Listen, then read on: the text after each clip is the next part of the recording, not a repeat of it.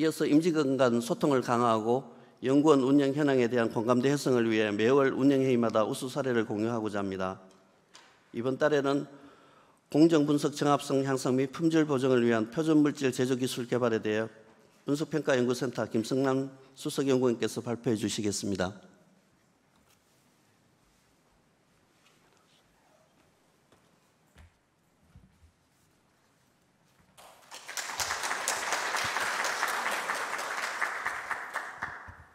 네, 오늘 공정분석 정합성 향상 및 품질 보증을 위한 표준물질 제조기술 개발에 대해서 분석평가센터에서 연구한 내용을 발표하게 된 김성남 수석연구원입니다.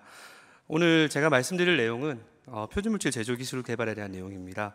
그래서 표준물질이 이제 어떤 역할을 하고 있고, 그리고 표준물질을 만드는 생산기관에 대한 의미에 대해서, 그리고 실제 표준물질이 어떻게 제조가 되고 그 안에서 어떤 것이 키포인트로 또 기술이 필요한지에 대해서, 그리고 그 이후에 이제 포스코나 정부 과제를 통해서 수행했던 표준물질 개발 현황과 이후에 계속해서 이 기술을 어떻게 개발해 나갈 것인지, 그리고 마지막으로 종합과 거기서 필요한 시사점에 대해서 간략하게 말씀드리도록 하겠습니다.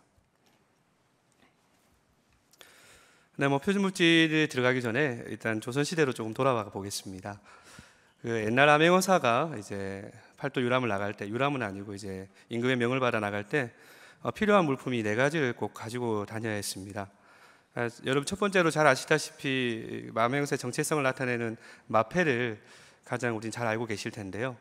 그 외에도 3가지 물품이 더 있었습니다. 먼저 첫 번째는 임금이 이제 암행어사의 직을 이제 봉하는 봉서가 있었고요. 이제 임명장이라고 볼 수가 있겠죠.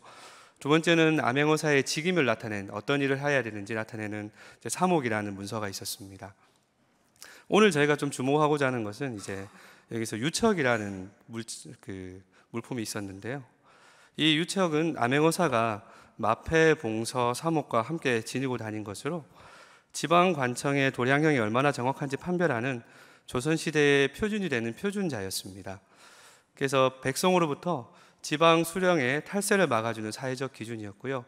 이 자는 이제 내면으로 로세로 만들어진 내면으로 되어 있는 기준자였는데 여러 가지 역할을 하게 되는데, 지금 탈세를 막아주는 기준자 역할뿐만 아니라 실제 그 지방에서 이제 곤장을 때리거나 형량을 내릴 때 실제 이 곤장의 크기가 적절한지를 먼저 살폈습니다. 그래서 가혹한 형벌이 내려지고 있는지 아닌지를 판정도 했었고요. 실제 이 당시 세금은 주로 포목이나 또 토지를 측량해서 토지의 결수대를 냈기 때문에 이런 토지의 측량이 제대로 이루어지고 있는지를 이 유척을 통해서 실제 지방에서 사용되는 실제 그 측량 도구들이 제대로 되어 있는지, 아니면 수령 임의대로 조정해서 이것을 자기가 어떤 이익을 사익을 취하는 데 활용하고 있는지에 대해서 암행어사가 그런 기준을 가지고 판별했던 중요한 도구가 되겠습니다. 조선시대 표준자라고 말씀을 다시 한번 드릴 수가 있겠습니다. 그래서 오늘의 주제로 다시 돌아오면 이 표준물질은 충분히 균질하고 안정한 물질이라고 말씀을 드릴 수가 있겠는데요. 국가표준기본법에 보시면 장치의 교정, 측정 방법의 평가 또는 물질의 물성값을 부여하기 위하여 사용되는 그 특성치가 충분히 균질하고 잘 설정된 재료라고 나와 있습니다. 측정학 용어집에서는 좀 더 명확하게 하고 있는데요. 이렇게 균질한 물질뿐만 아니라 또 이런 균질성이 계속해서 안정적으로 유지될 수 있는 안정된 물질이라고 표현을 하고 있습니다. 그래서 이 물질에 대해서 우리가 평소에 사용하는 것을 우리 주변에서 많이 볼 수가 있는데요. 첫 번째는 저희가 퇴근길에 혹은 밤에 이제 회식을 끝나고 만나게 되는 음주 단속인데요. 이때 이제 저희가 이제 음주 측정기를 불게 되면 어떤 기준에 의해서 우리가 알코올 농도가 얼마가 되는지 이제 확인할 수가 있는데, 이때 활용되는 표준 물질이 바로 이 알코올 표준 가스입니다. 그래서 이 가스를 가지고 먼저 이 측정기의 기준을 정한 다음에 우리가 부는 혹은 차 내에 이렇게 흔들어 보면 거기 있는 알코올의 분자들이 이제 측정기에 포집이 되고 그것이 얼마가 되는지를 저희가 확인할 수가 있게 되고요.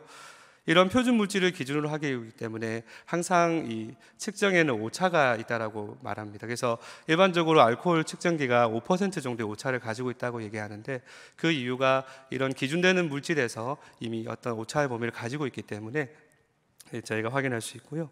이런 화학 조성을 가지는 물질들이 있고, 또 두 번째는 이전 물리적 특성입니다. 아까 제가 유척을 보여드렸었는데 이런 기준자를 또 표준 물질로 일컫고 있습니다. 그래서 반도체 패턴이나 이런 것들의 어떤 패턴의 라인의 간격이나 혹은 단차가 굉장히 중요한데요. 이런 것들도 확인할 수 있는 광학 단차 표준 물질도 많이 활용이 되고 있습니다. 세 번째로 또 저희가 보여드릴 또 표준 물질은 제가 최근에 이제 생수병에 미세 플라스틱이 들어있다는 이슈가 상당히 많이 있었습니다. 그래서 이런 생수병의 미세 플라스틱의 크기가 이제 마이크로 입자 단위인데요. 실제로 그것이 얼마나 들어있고 어느 크기로 들어있는지를 확인하기 위해서는 역시 또 기준이 필요합니다. 이런 공학적 특성을 가지는 마이크로 입자의 어떤 크기, 예를 들면 2마이크로, 1마이크로미터의 크기, 혹은 구형의 모습, 또 길이의 모습들을 가지는 이런 특성들을 가지는 마이크로 입자 표준 물질도 실제 우리가 생활에서 많이 사용하고 있는 물질이라고 생각할 수가 있겠습니다.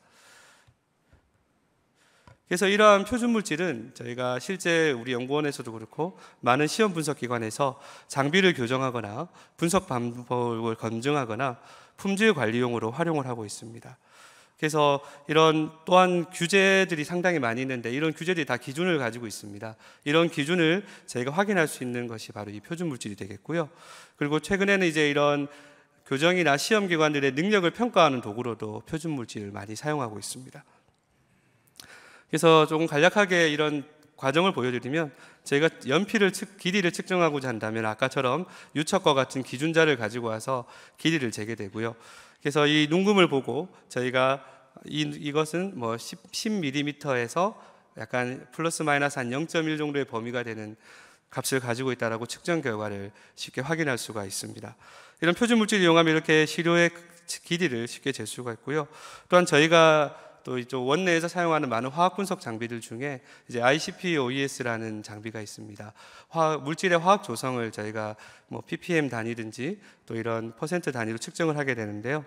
시료를 측정하게 되고 시료를 측정하기 전에 아주 유사한 또 표준 물질을 가지고 측정하게 되면 시료와 표준 물질 안에 어떤 같은 원소의 농도가 들어있다면 표준 물질에서 나타나는 X 원소의 신호의 세기를 가지고 저희가 시료에 있는 X 물질에 대한 신호 세기를 서로 비교를 해서 두 개가 같게 나오면 시료의 안에 X의 물질의 값이 이 표준 물질에 있는 X의 값은 알고 있기 때문에 이 시료에 있는 농도의 값을 저희가 쉽게 분석할 수 있게 되는 겁니다. 그래서 이 표준 물질을 가지고 저희가 보시다시피 10mg/kg 플러스 마이너스 0.1 mg/kg ppm 농도 단위인데요. 이런 식으로 저희가 분석 결과를 드리게 되고 이 분석 결과를 믿을 수 있게 되는 겁니다. 그래서 이러한 표준 물질을 생산하는 것은 상당히 중요하고요. 저희 리스트 분석평가센터는 이제 금속 소재 분야의 국내 최초 표준 물질 생산 기관 인정을 2007년에 받았습니다. 표준 물질 생산 기관은 이제 국가 공인 인정 기구에서 운영을 하고 있는 제도인데요. 표준 물질 생산 관련 계획 및 여러 가지 생산부터 특성값을 부여하고 해당 물질에 대한 인증서 등을 발행하는 기관입니다. 국제 표준 문서가 있습니다. 이런 모든 절차들을 규정하고 있는 문서가 KSA ISO 17034의 표준 물질 생산 기관의 적격성에 대한 요구 사항이 있고요. 여기서 가장 중요한 부분이 이제 표준 물질은 충분히 균질하고 안정해야 됩니다. 그러니까 이런 것들을 평가할 수 있는 것은 사실 시험 분석 기술이 없으면 할 수 없는 기술이고요.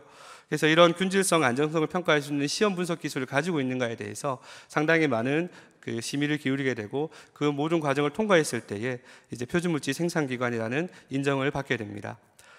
국내는 이제 2006년에 KTNG가 1호로 이제 인정을 받았고요. 우리 기관은 2007년에 금속 소재 분야는 국내 최초로 이제 네 번째로 표준물질 생산기관 인정을 받았습니다. 조금 이렇게 좀 시점이 가까운 이유는 이런 표준물질 생산기관 인정 제도가 시행된 지가 그리 오래되지 않았습니다. 2000년 이후에 국가기술표준위원회에서 이 부분이 중요하다라고 인지를 하고 이런 운영 제도를 마련하기 시작했고 그래서 2006년에 첫 생산기관이 나왔고 저희는 바로 1년 뒤에 4호로 금속 소재 분야 인정기관을 획득을 받았습니다. 특히 최근에 이 표준물질 생산기관의 역할이 중요해진 이유가 올해 4월에 중요한 협정이 하나 맺어졌는데요. 이런 표준물질 생산기관이 국제상호협정이 맺어졌습니다. 그래서 우리가 생산기관으로 지금 수행을 하고 있는데 우리 원에서 이 표준물질을 개발하면 이 상호협정에 가입한 100여 개 국가에서 동일한 효력을 가지게 됩니다.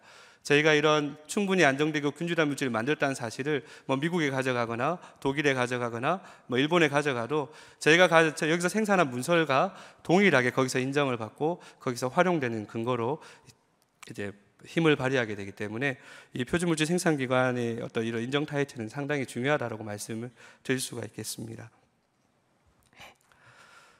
이제 그 표준물질을 생산하는 데 있어서 5가지 제조 프로세스를 생각해 볼 수가 있겠습니다. 당연히 먼저 생산 계획을 수립을 해야 되고요. 그리고 후보 물질을 제조하고 이제 가공 작업을 해서 어떤 상황에 맞는 혹은 시험에 맞는 표준물질의 형태를 만들어야 됩니다.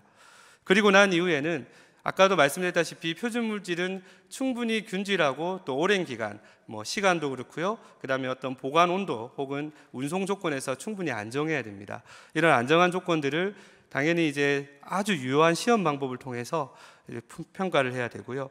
그 이후에는 이 표준물질이 가지는 특성값과 걔가 가지는 범위가 있습니다. 항상 측정에는 딱 정확한 값이 있지는 않습니다. 저희가 가장 많이 나오는 그 중요한 값이 있고 그 값을 기준으로 시간과 또 기기에 따라서 항상 이런 범위를 가지게 됩니다. 이런 것을 또 다른 말로 하면 불확도라고 얘기하게 되는데요. 이런 측정 오차를 같이 평가를 하게 됩니다. 그리고 난 이후에 마지막으로 표준물질 문서와 생산 보고서를 정리를 해서 이것을 표준물질로 이제 판매 보급을 하게 되는데요.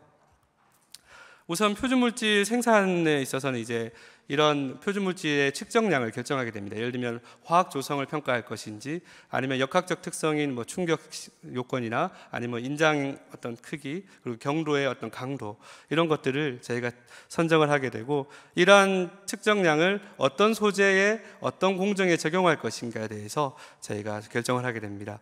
그리고 나서 이것을 이후에 균질도 안정성 평가나 특성값을 내기 위해서 어떤 평가 절차를 수립할 건지에 대해서 저희가 같이 계획서에 작성을 하게 되고요. 이때 저희가 필요한 부분들이 이제 실제 시험 분석을 하는 입장에서는 이 표준 물질이 어디에 필요하고 어디에서 활용이 더 요구가 되는지 이런 표준 물질의 니즈를 발굴하는 작업이 협업을 굉장히 필요로 하게 됩니다.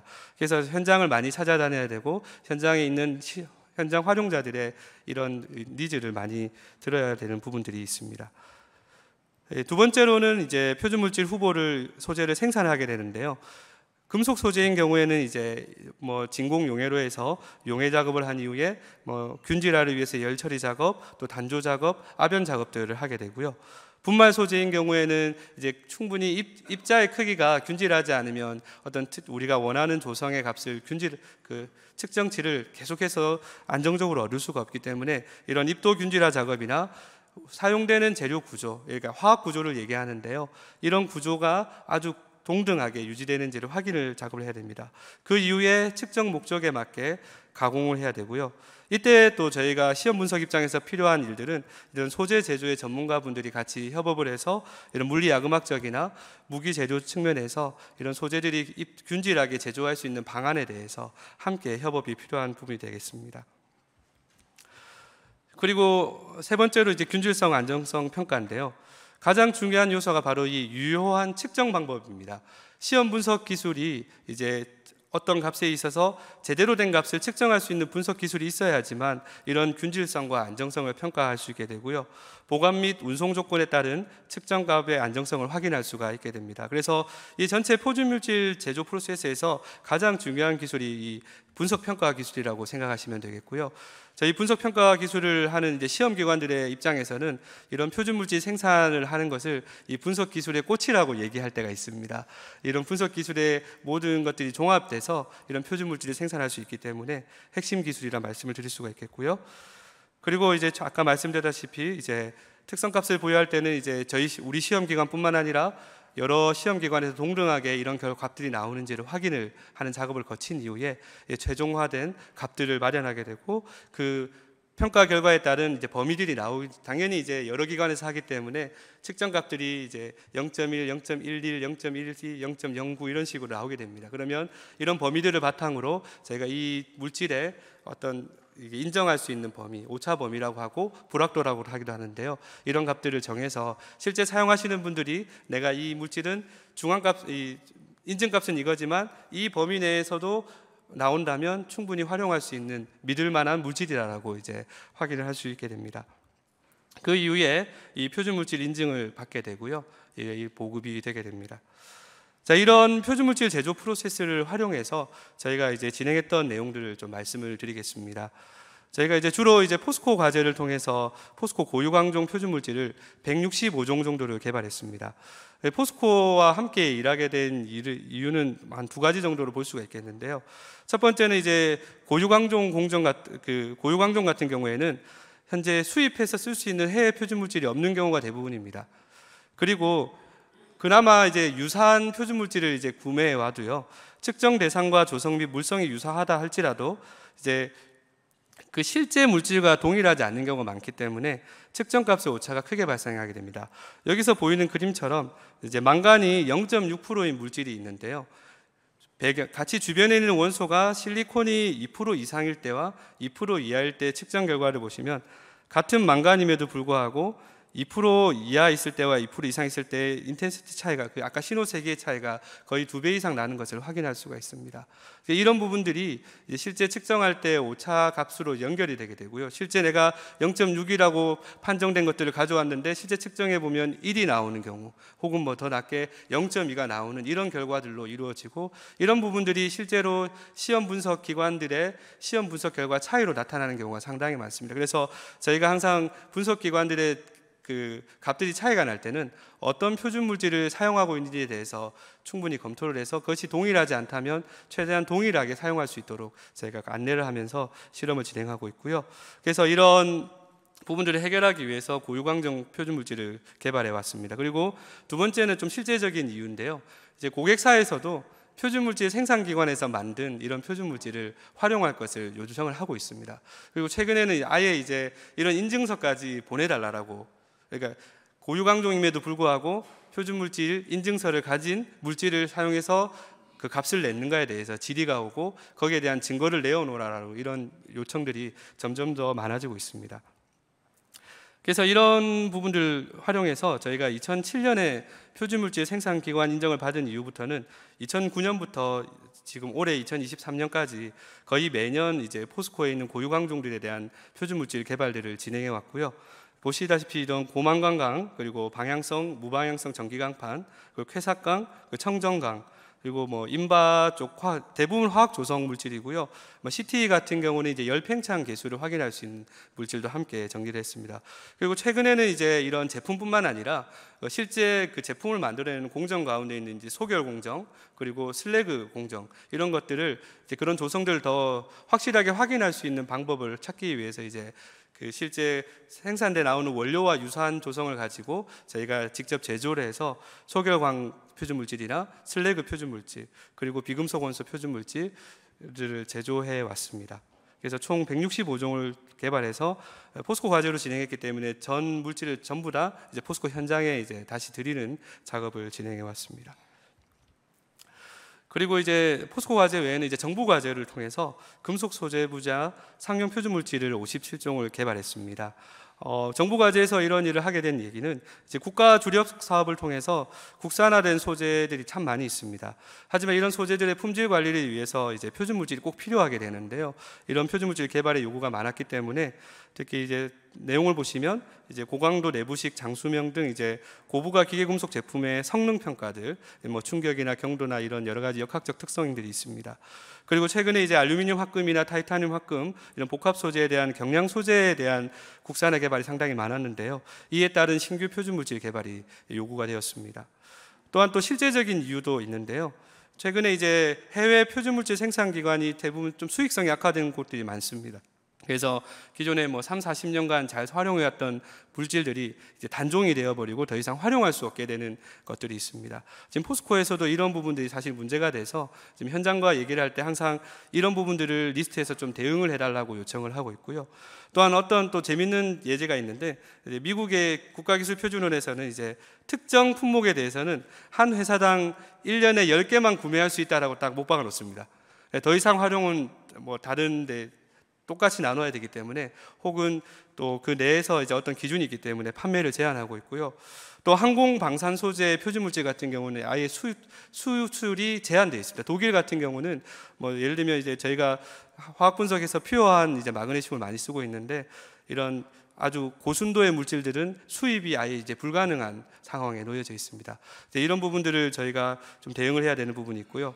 또한 더 실제적인 이유는 해외 표준 물질 단가가 엄청나게 지금 상승하고 있습니다.